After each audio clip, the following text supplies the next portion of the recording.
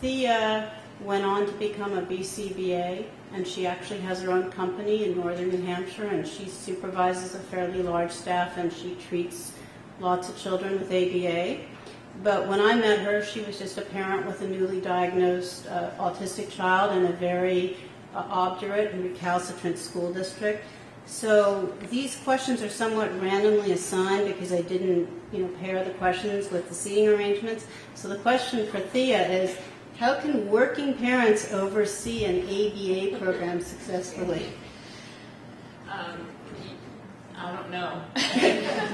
We basically, after our diagnosis, we were renting. My husband had just started a business, so we moved in with our in-laws, and we had a property in Vermont because I grew up in New England, and we sold that to help get funding. We found Bonnie to secure more funding for us, and I was home. And even now when I talk to families coming in that are getting our services, it's like you're running a small business.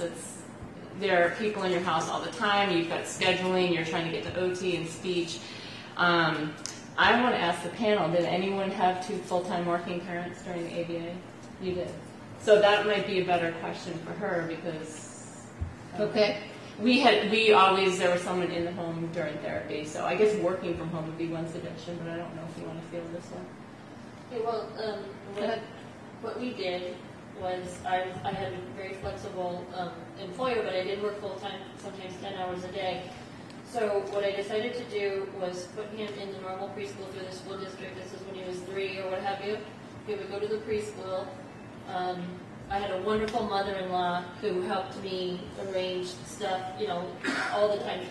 He was with her or with me, and what I would do was I would get to work at usually 3 in the morning so that I could be home by 11 when preschool was up so I could sit outside the door and listen to what the ABA therapists were doing because I had to do exactly what they did and force him to behave exactly like they did. So I would listen while they were there for a few hours.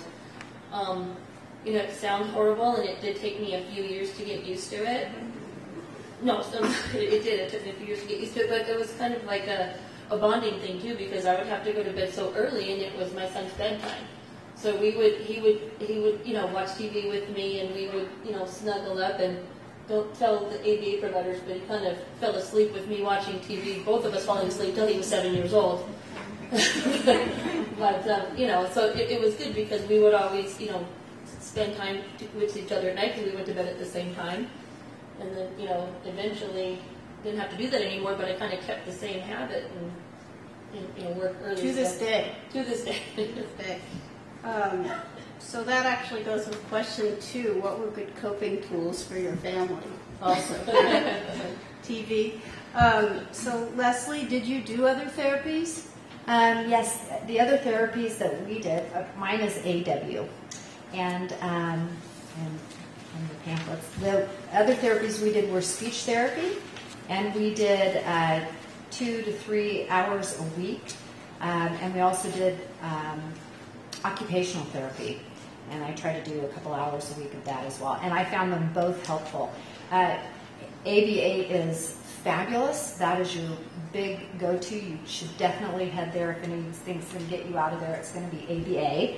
But speech, everybody brings something different to the table. Speech and occupational therapy also helped, and they were the people that were the therapists were amazing.